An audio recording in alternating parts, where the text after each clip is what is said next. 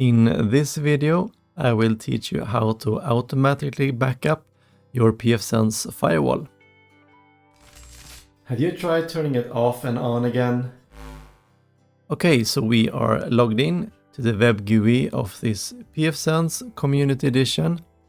You might be aware already that you can manually backup your firewall. You go to Diagnostics and Backup and Restore. We can choose what to backup, where to backup it, and get a local XML file.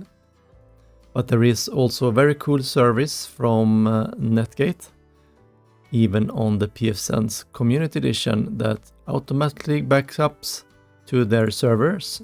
So if you go to Services, AutoConfigBackup, here we can see that we need to enable something called ACB, and this backups over HTTPS to Netgate servers for free. So, of course, we need to enable ACB, backup frequency. We can do a backup of every configuration change. This is very good.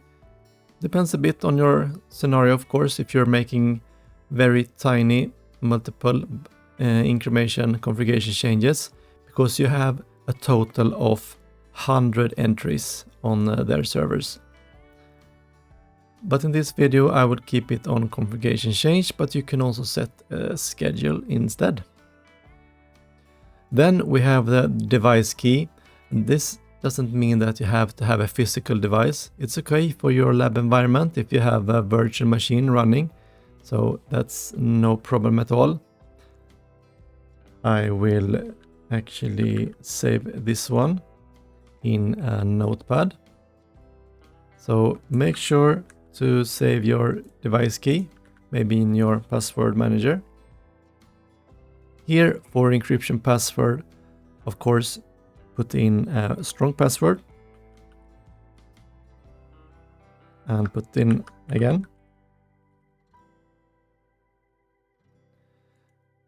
Then you can make an identifier if you need to contact the Netgate tag. So here maybe you can say TSS Firewall 1, for example.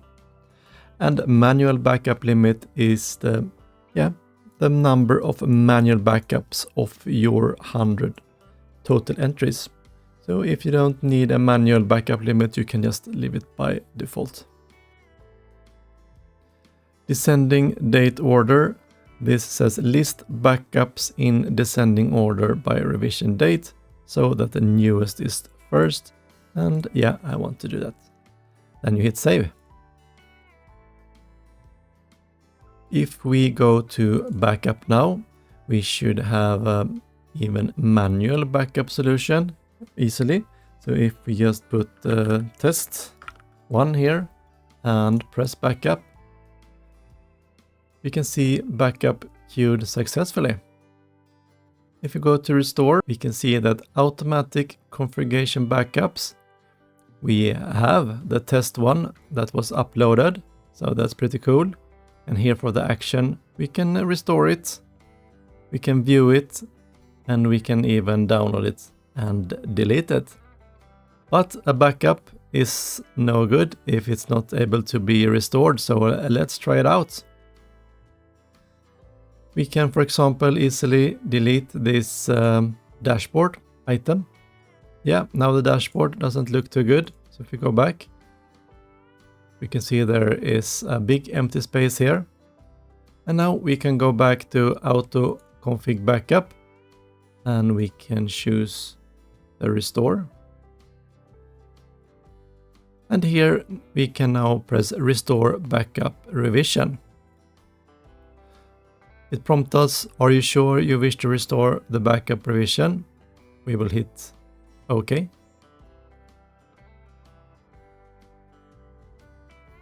Successfully reverted the configuration.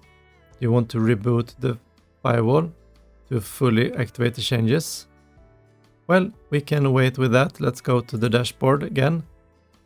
Here we can actually see that the dashboard is back. But to be sure, of course, reboot the firewall if you had some really critical firewall rules or other implementation that you need to revert to. Alright guys, that was a short video how the AutoConfigBackup works in pfSense. Hope you learned something. Like and subscribe. See you later. Bye bye.